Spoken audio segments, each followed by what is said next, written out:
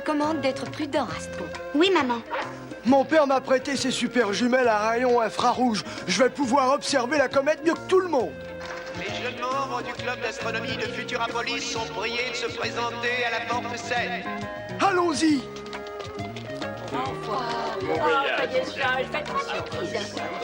Astro, en cas de coup dur, tu pourras me contacter avec ce micro-émetteur. D'accord.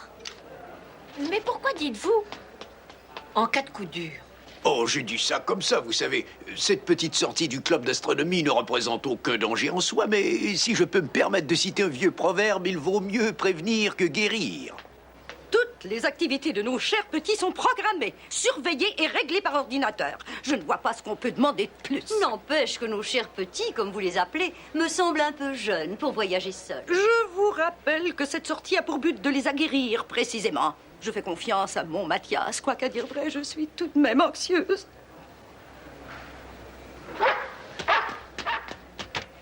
Oh là là, pourvu que tout se passe exactement comme prévu. Eh bien, Médée, je ne vous savais pas aussi craintif qu'un jeune papa. Ce sont mes enfants. Certes, mais tout ira bien. Ouais, c'est facile à dire.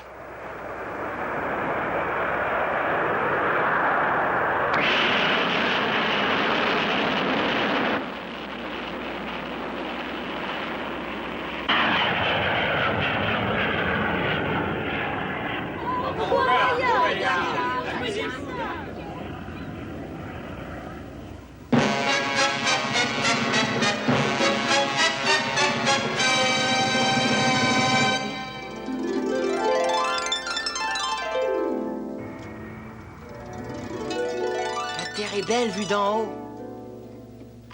Elle est aussi belle vue d'en bas. Il en faut plus que ça pour m'épater. J'ai déjà fait des voyages dans le cosmos, moi.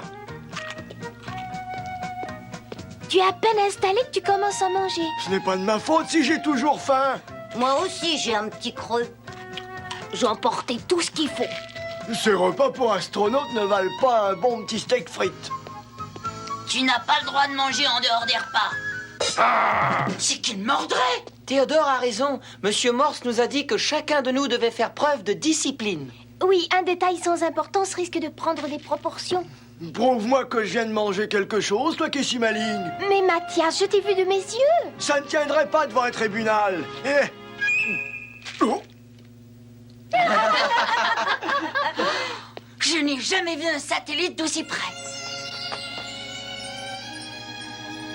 Il a été mis sur orbite à la fin du XXe siècle, mais il y a longtemps qu'il continue à tourner pour rien. Ce n'est pas l'heure de suivre notre cours d'astronomie. Ah oui, c'est vrai. Regagnez tous vos places. Oh.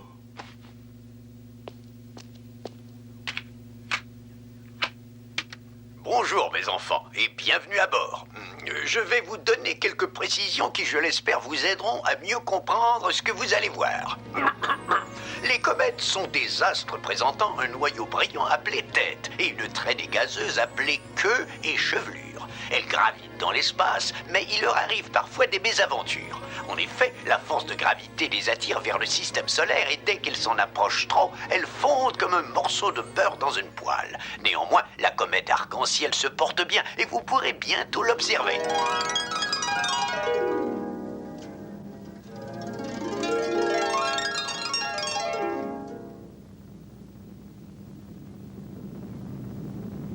Venez vite voir la comète arc-en-ciel là-bas.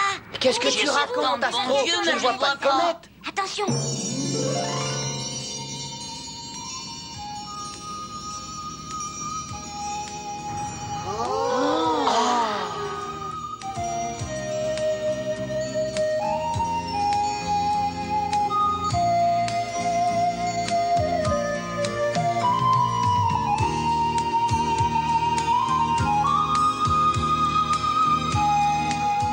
Elle est magnifique. On dirait que sa chevelure est ornée de diamants.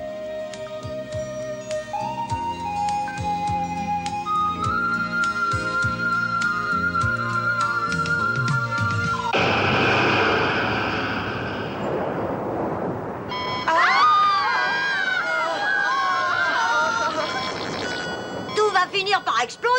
J'ai l'impression qu'on change de trajectoire.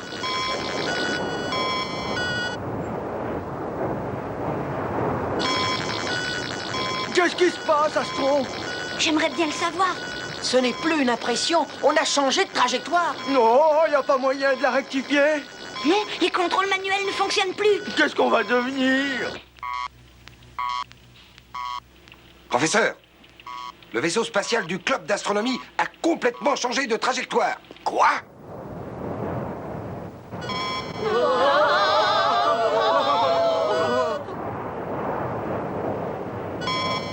Oh, qu'est-ce que c'est que ça? Une autre comète?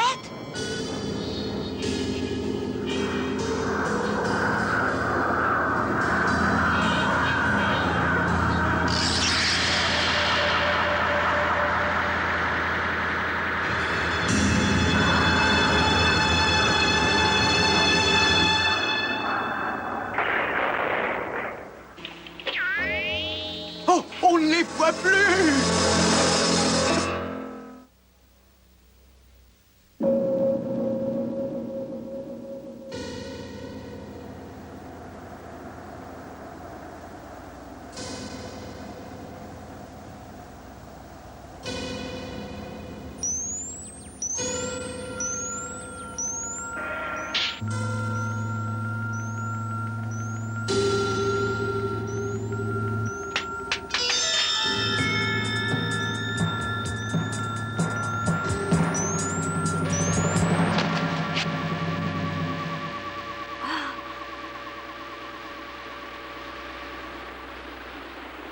Astro, comment on se rencontre? Oh, mais je crois connaître cette voix. Eh oui, c'est moi, Atlas, le futur conquérant de la planète Terre. Bienvenue au château de cristal. Je préférerais 100 fois être ailleurs.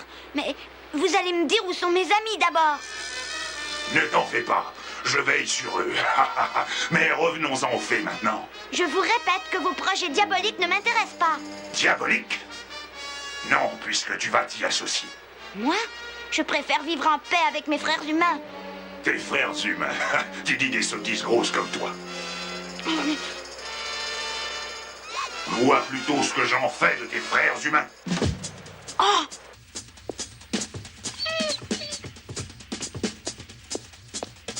Oh, celui qui porte ça doit avoir une super grosse tête. Il me semble avoir déjà vu cette casquette. Mais c'est la mienne. Elle a drôlement grossi. Astro, Mathias, Hé, je suis là, les copains. allons-y. Mathias? Je croyais les avoir entendus. Oh, hé, Mathias! Ah! Oh! Ah!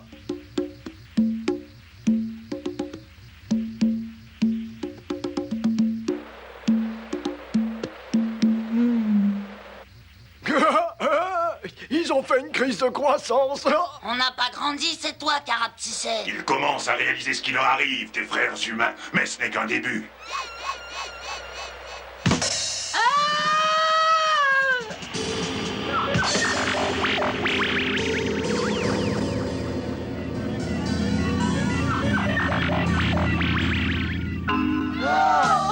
Théodore! Je t'avertis que tous tes amis subiront le même traitement si tu refuses de t'associer à mes projets. Si tu acceptes, je les renverrai sur Terre. La décision t'appartient, Astro.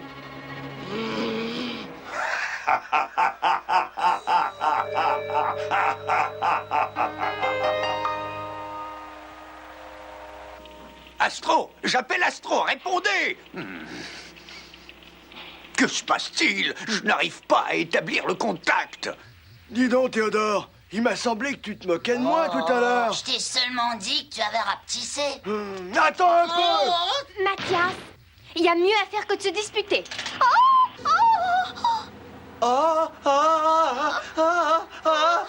Je souhaite que tu deviennes encore plus petite que nous, espèce d'enquiquineuse. Tu n'as encore rien vu, Astro. Alors, ça vient? Ah! Mathias! Tu as 1 heure pour réfléchir.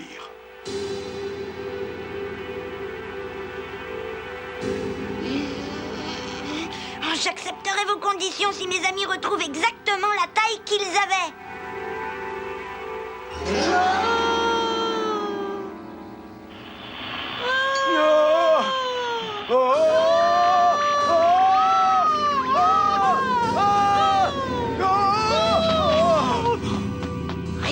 c'est, les gars? Tout va bien?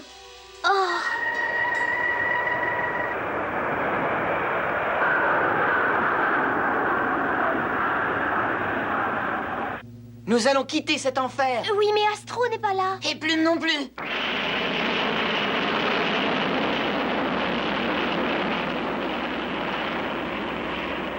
C'est une comète? Mais non, voyons, c'est la Lune, vue sous un autre angle. Hé, les revoilà! Tout est revenu à la normale. Non, tout n'est pas normal. Si mes calculs sont exacts, professeur, il fait droit sur Vénus. Vénus? Qu'est-ce que c'est que cette histoire?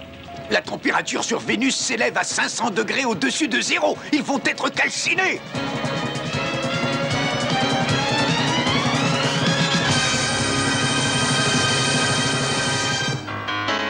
Astro, ici le professeur Caudry. Astro, tu m'entends? Tu es enfin devenu mon associé à part entière. Astro! Astro! Ici le professeur Caudry, tu m'entends? Oh, Dan! Astro! J'écoute. Ah, enfin! L'heure est grave. Votre vaisseau va s'écraser sur Vénus. Mais je ne suis pas à bord. Quoi? Une petite surprise. Au cas où tu douterais encore des immenses pouvoirs d'Atlas, je te signale que je peux expédier un vaisseau spatial où il me plaît. Et vous m'avez fait croire que vous aviez renvoyé mes amis sur Terre. Ils voulaient faire une sortie éducative. Eh bien, c'est fait. Ils verront bien mieux la comète. Ça ne se passera pas comme ça. Garde, emparez-vous de lui.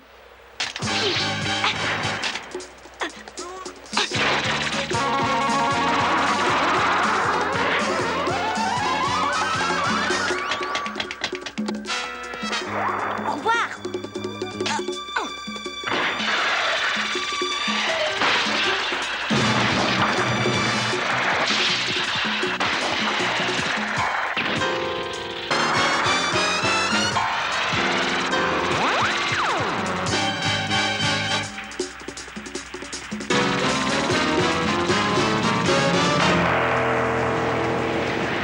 Astro, ce n'est pas la peine de perdre ton temps. Tu sais très bien que tu ne peux m'échapper. Vous croyez qu'on est dans la bonne direction? Astro! Il a réussi à sauver quand même.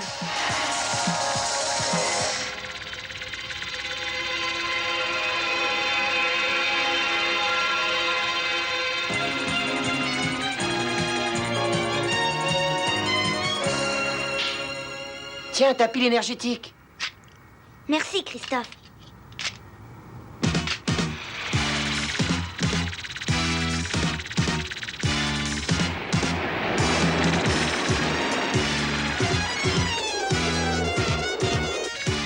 Oh, il va encore falloir que je m'occupe de lui.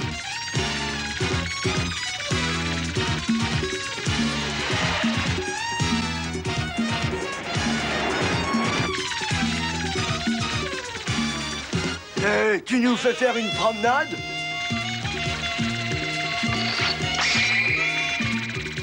Il a dégainé son épée.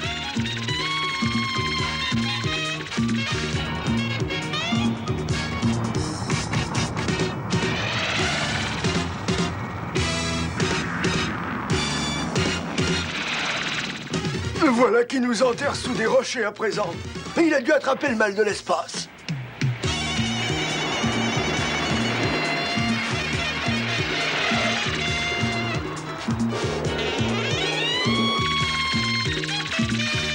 Tu vas recevoir la leçon que tu mérites.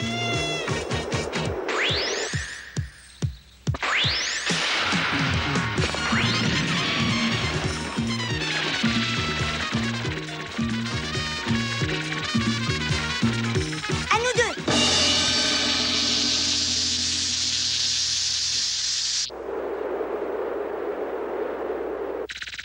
Oh!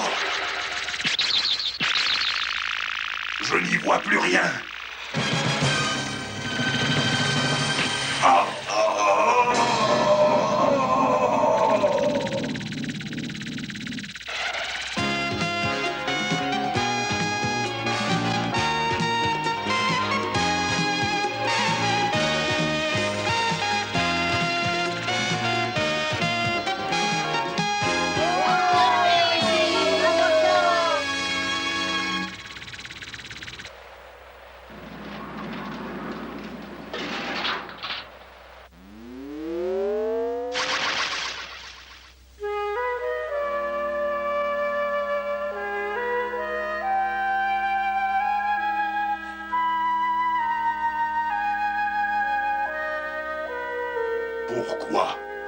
Pourquoi me résistes-tu, Astro?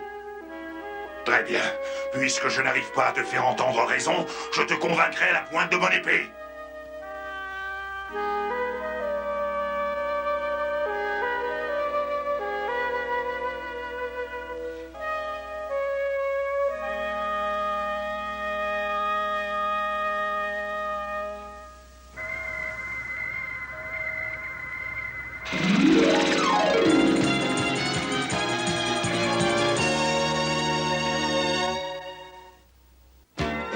Au cours de notre prochain épisode, nous verrons de véritables escadrilles de ballons envahir le ciel. Ces ballons ont le double désavantage d'exploser et de ressembler à Astro. Bien entendu, c'est lui que l'on va accuser. Mais Astro n'aime pas beaucoup qu'on salisse sa réputation.